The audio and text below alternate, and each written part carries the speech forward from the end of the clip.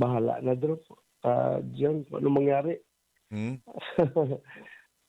Tagal tayo.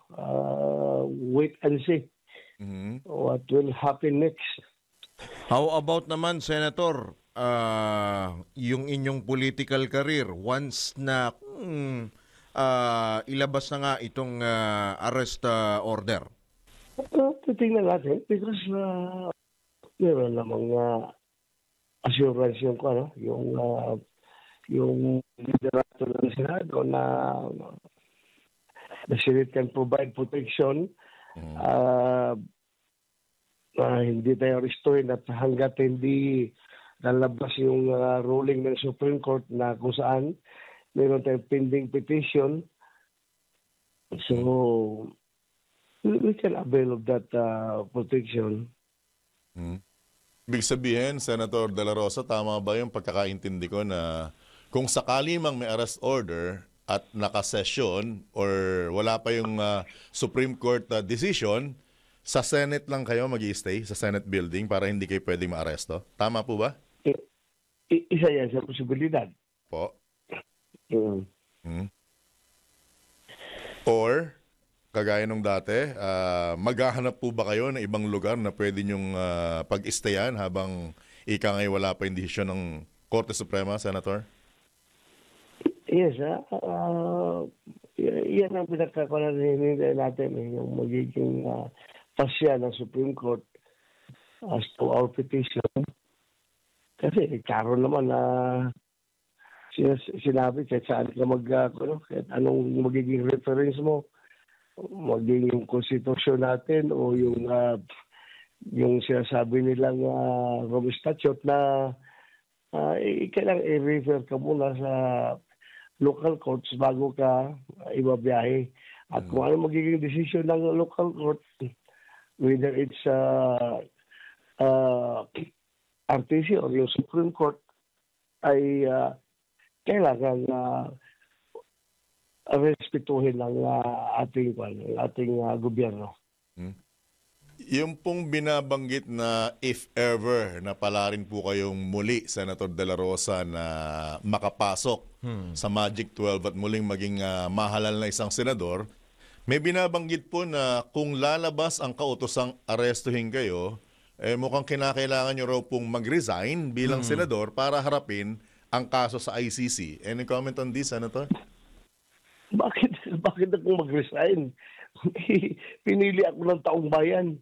Kailangan kong gampanan yung mandato ng taong bayan kung ako yung pinili nila ng maging senador.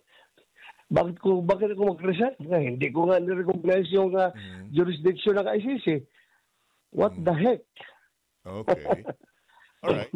Pero kung yun po ang babanggit ang igigiit ng ICC, Senator, kasi binabanggit din na may mga pagkakataon kahit sitting president, vice president, or official ng government na isang bansa, ay mukhang kaya rin daw pong damputin ng ICC, Senator De La Rosa. Gawin nila kung gusto nila. Hayaan mo sila. Basta as far as I'm concerned, wala silang jurisdiction dito sa atin. Alright. Po, Senator, assuming na ando na nga, no, dumating na tayo dun sa senaryo na yun, are you holding dun sa sinasabi po ni Senator Francis Tolentino na kayo po ay ipagtatanggol diyan po sa International Court?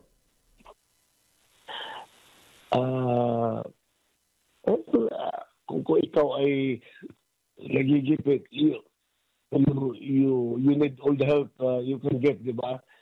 So kung sino gustong tumulong, then i-appreciate natin yan. Lahat ng tulong na pwedeng matanggap natin, itatanggapin natin.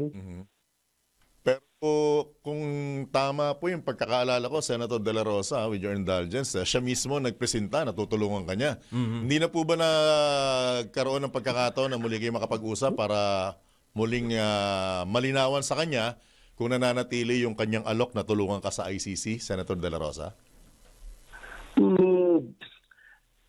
Hindi pa namin napag-usapan ulit, no? Pero I know we are good friends, Senator Tolentino. Kung sinabi niya talagang gusto niya tumulong, ay talagang nagpapasalamat tayo. Kung gusto niya tumulong, basta ako, lahat ng tulong na pwede maibigay sa atin, pag ikaw ay ng tulong, you'll be very grateful for that. Lalo-lalo kung galing sa isang kaibigan mo. Opo. Alright, alam namin pagod kayo sa kampanya, Senator De La Rosa, pero gusto lang namin makahingi ng ng reaksyon kasi kaliwat kanan ng show cause order na ipinapadala ng COMELEC sa ilang mga kandidato. Sa inyo bang hanay sa mga oras na ito, Senator De La Rosa, una-una, anong reaksyon nyo sa mga kandidatong tila baga nakakalimot ng kanilang responsibilidad na sa halip na plataforma mukhang ibang diskarte ang ginagawa sa kampanya, Senator? Well, kaya diskarte yan kampanya yan. Kung anong diskarte gusto nila gawin, they are free to do it. Wala namang restrictions kung anong kailangan mong gawin as far as wala kayong binabayulit na batas. Yung diskarte, pamamaraan, kung paano ka makakuha ng boto, nasa kandidato na yan. Anong pamamaraan niya. He thinks na epektibo para sa kanya. Kasi bawat kandidato may kanya-kanyang personality na binibinta. So kung tingin niya ito'y nakakabinta sa taong bayan, yung ganitong pamamaraan, then basta hindi lang nagbabayulit ng Omnibus Election Code or anong mga prevailing batas na pwede mabayulit, then wala naman sigurong problema dyan. Sumayaw ka, kumanta ka, magtambling-tambling ka dyan sa itang dagat. O anong gusto mong gawin dyan, go ahead, gawin mo. Kung mo yan ay magkakuha ng boto. Sen, total, ikaw na rin ang nagsabi. Ano bang diskarte ang ginagawa mo? Tinitingnan ko yung crowd. Tingin ko sa crowd na dapat flexible ka na ina-adapt po yung sitwasyon.